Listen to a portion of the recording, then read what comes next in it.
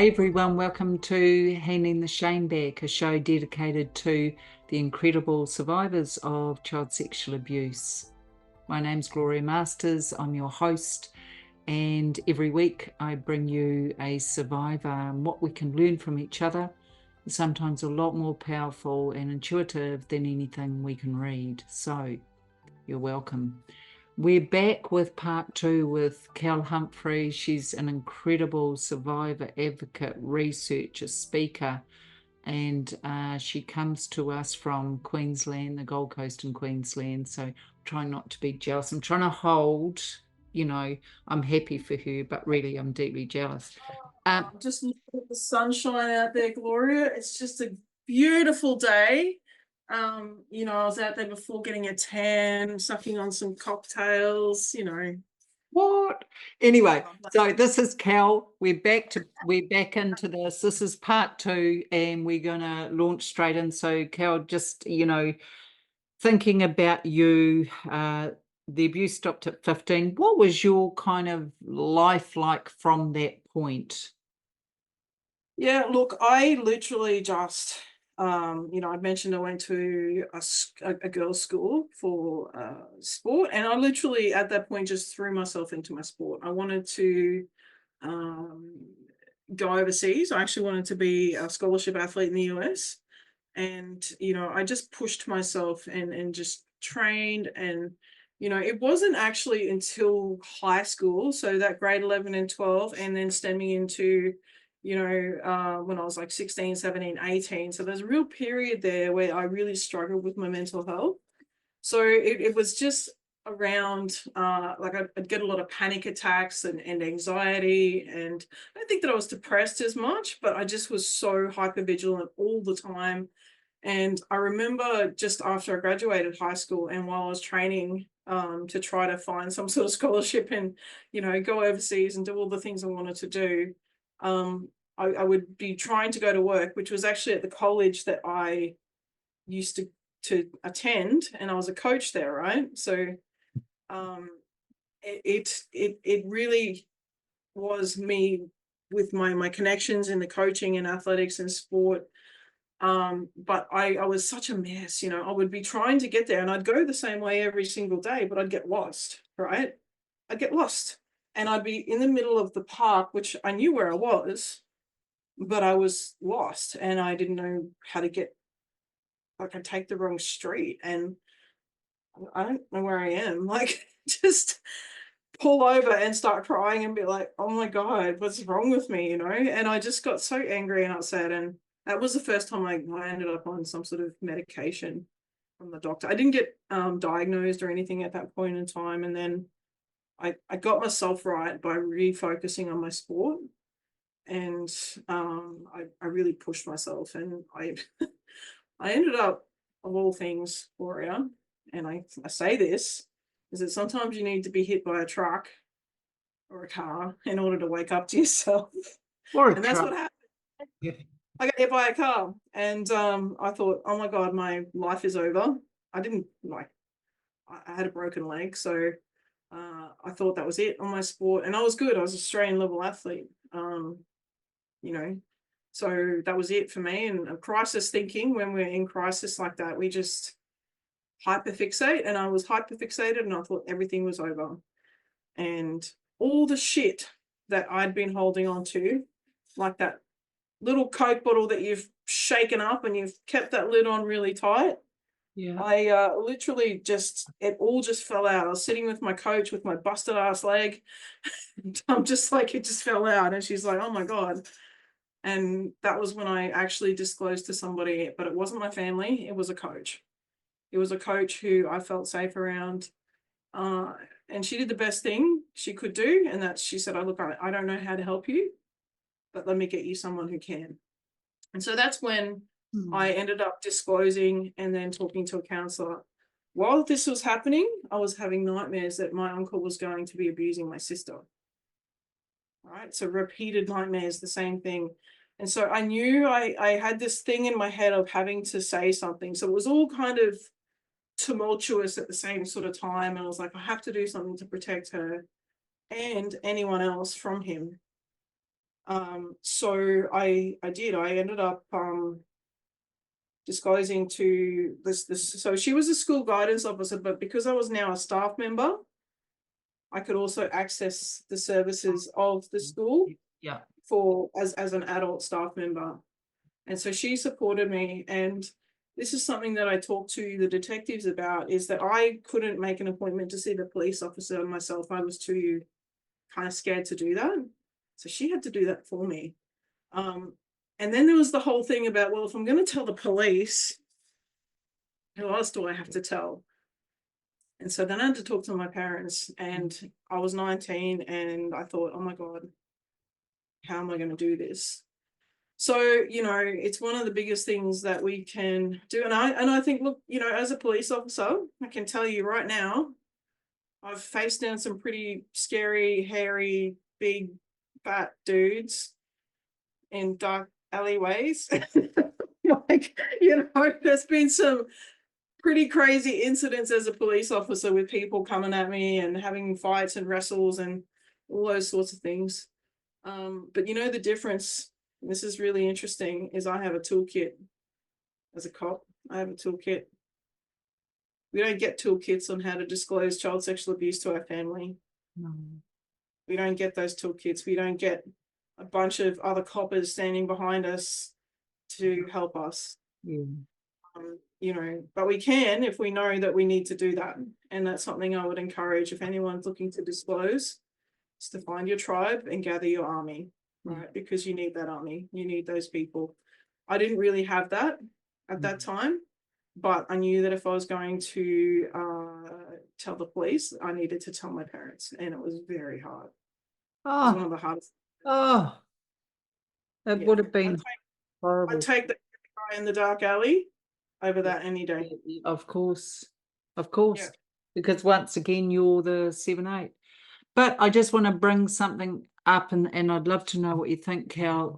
I've often heard that over 70% of PTSD sufferers are not Vietnam vets, no disrespect, they're people like us. And when I did a comparative on it, and I worked out for Vietnam vets, thank you for your service, you are applauded, you are given medals, you are driven through a main street in town, you get benefits for life, you'll never buy a drink again.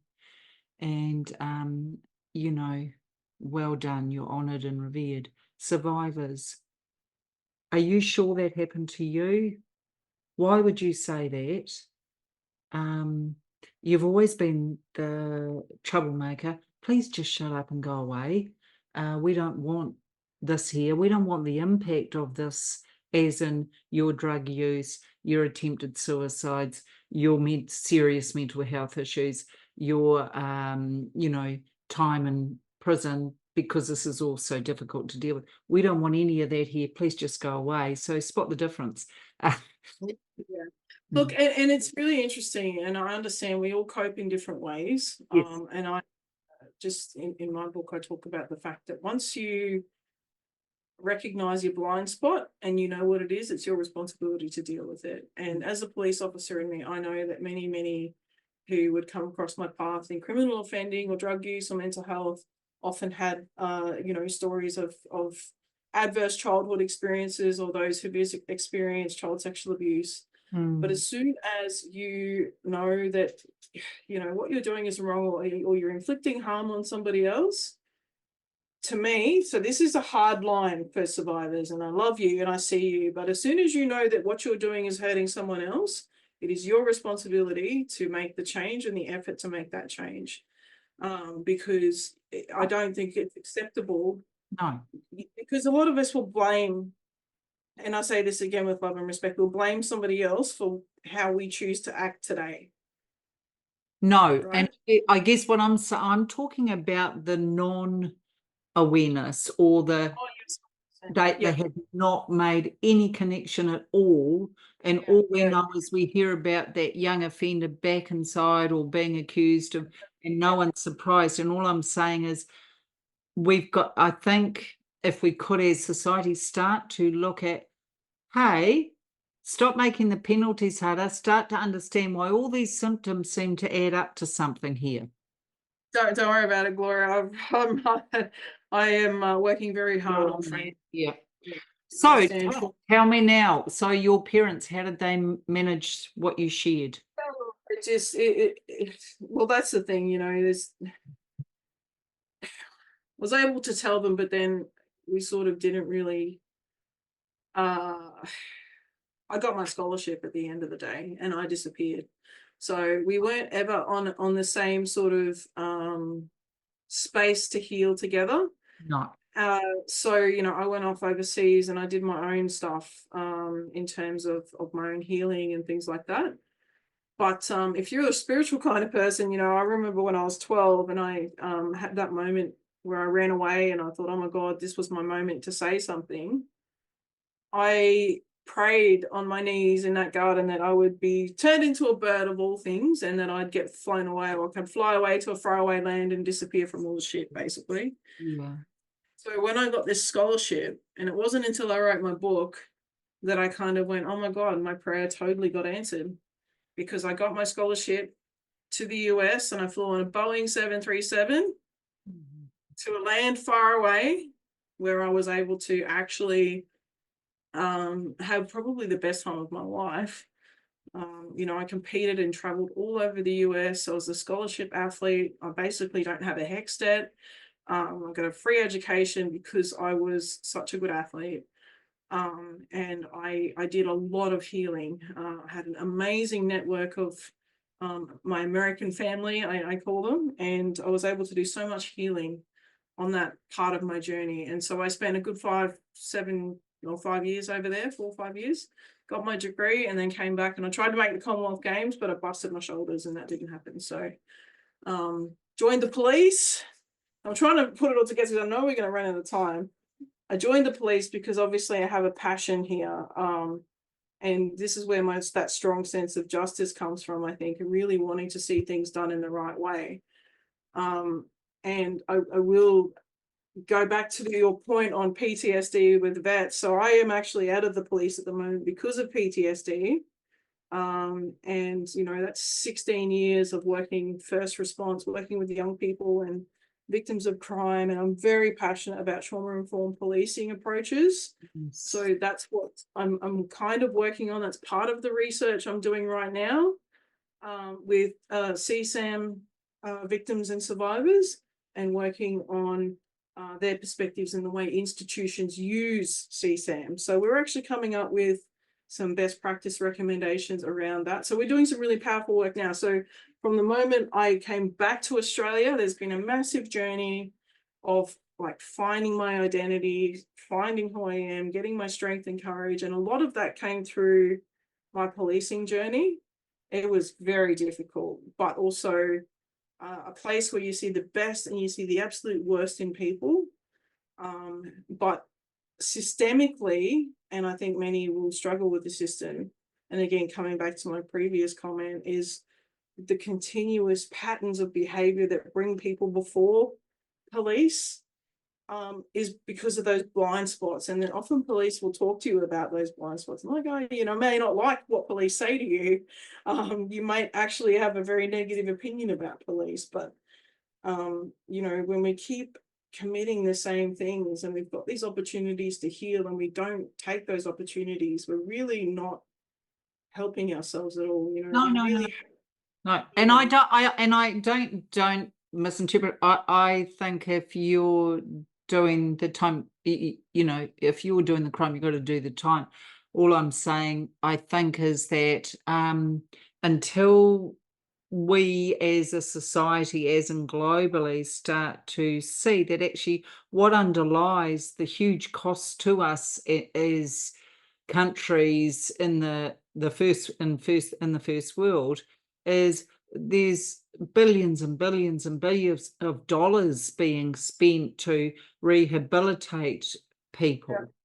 And really, all I'm saying is start to look at what's causing all of this. yeah. Hello? I have a very strong opinion about domestic and family violence and Yeah. coercive control and things like that around band-aiding bullet holes. And I'm very not backwards about going forwards. I'm not mishearing you here. I'm just Oh, I know. basically going back to the fact that, you know, we have to do the work. We have to commit to our own healing, to really pushing through, because it's fucking hard. What we're used to is chaos, and what we're used to is trauma, and what we're used to is survival. So Yeah, as soon as it starts to look safe, or as soon as it starts to look calm, or like we're in a good spot, we sabotage it because we don't know anything else. Because safe feels scary, because safe feels like, you know, something's not right, something's not normal. And so sometimes we sabotage that, much to our own detriment. You know, and it really, a lot of victims and survivors end up in low socioeconomic places, and not having the kinds of jobs they would really like to have, because we don't feel like intrinsically we deserve it, because we're holding on to that shame yeah, that perpetrators put there from way back when.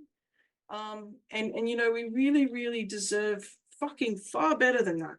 yeah. We deserve so much more, but it takes doing that work to get past that uncomfortable stage of feeling safe. We've got to be safe and in the right space to do the work with the right people around us, right? And sometimes Yeah. that's hard when you are in cycles of trauma or addiction or Course. And as you said, and there's also this psychological term called turning things bad and or turning it bad. And I know as a kid that is what I would do. I'd turn a situation bad. So before they could hurt me, I made sure I was self-sabotage, yeah, 100%. 100%. So look, what advice would you give to survivors of this heinous child sexual abuse? Any advice or tips you would share, Kel, that may help our beautiful survivor family watching? Yeah, look, with all the love in my heart, exactly what I just said. Because it's even hard. Like, a lot of people will look at what I'm doing, and you know, I'm probably one of the rare people that can get up on a stage and speak and continue to do that about familial offending. And a lot of people will go, "Well, how the fuck do you keep doing that?" And it's only, I think, because of my policing background that I've got these intrinsic ways to be able to compartmentalize and move on. But Yeah, it's not always good, right? We the patterns of survival that we have is just like, oh well, next thing, just bury that and move on. So without doing the work, so you've got to give yourself time and the space and the right people to do the work. So whether we're caught up in perpetrating behaviors, so whether our shame results in or our needs not being met results in us doing things that are kind of maybe not so good, or whether those things result in us being like self-sabotagers or people that, you know, are not really meeting the goals or the dreams that we have for our life. We have to make a choice at some point that we want to heal, and you have to choose that. And to choose means to cut off any other option, right? So just to decide means to be like, there is absolutely no way I'm going to go back. I'm going to commit to myself and to my healing and to my future friends and family by making the decision to heal and do the work, right? So it might get uncomfortable, it might get yucky for a few years as you move through this, but making the conscious decision every single day that when you feel that little trigger or that moment of going, fuck, something's not right here, this is, you know, you've got to listen to it, but being able to go, just one moment, take a deep breath and moving through that. But you need to do that consistently. And that's where the healing comes from, because we don't want to feel uncomfortable. We have to remember it's not normal. Like, it's not like everybody else who has never had this trauma, right? So actually uncomfortable for us is growth often, right? Because otherwise it's chaos. yeah, 100%. And we're going to pull in what feels uncomfortable because that's what we're used to. Correct. We man templated with that. You know, Yes.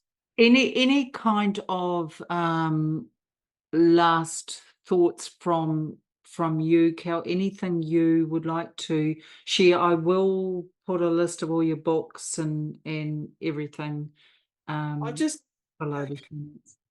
I have so much stuff to share, because look, at the end of the day, like, you know, we say I see you and we hear you, and those things, and we really do. You have to remember you aren't really alone on this journey.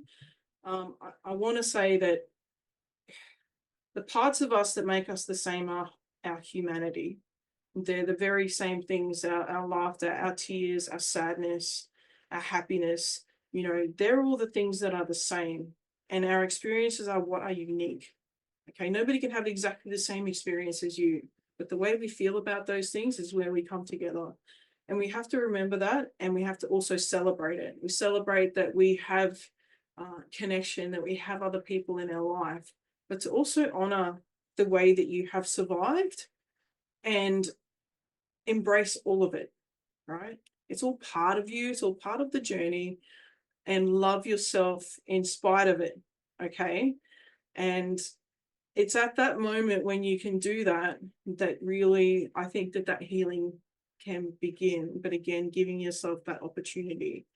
But also to be kind to yourself in the process, because we are so good at beating ourselves up, that it's not good enough, that you're not good enough. And that's just simply not the case. You absolutely 100% deserve to be loved. You deserve to heal. You deserve to grow, to get the job that you want, to have the family structure and supports that you want, however that looks for you. And you deserve to be safe. So don't sabotage that. Give yourself the best opportunity that you can, and choose to do it continuously every day until you choose to do it continuously every day. I love that. Can you move over to New Zealand and help run this? Hey, Happy to visit. hey, Kel, please stay there. Look, survivors, again, I'm at a bit of a loss. There's just so many gold nuggets here, and I love the fact that Kel can use what she has had to overcome herself. So she comes from a place of absolute truth, intuitive, deep knowing, and the range of experience that she can now share and the research she does is incredible. So you can find her on kellyhumphries.com, and she's got books that you can purchase from there, but again, I will put it all below in the show notes. So just a huge thank you to Kel for being with us today. And lovely ones, look after you. You're always seen, you're always believed, and you're always stood beside. If you can't see it, feel it. Thank you.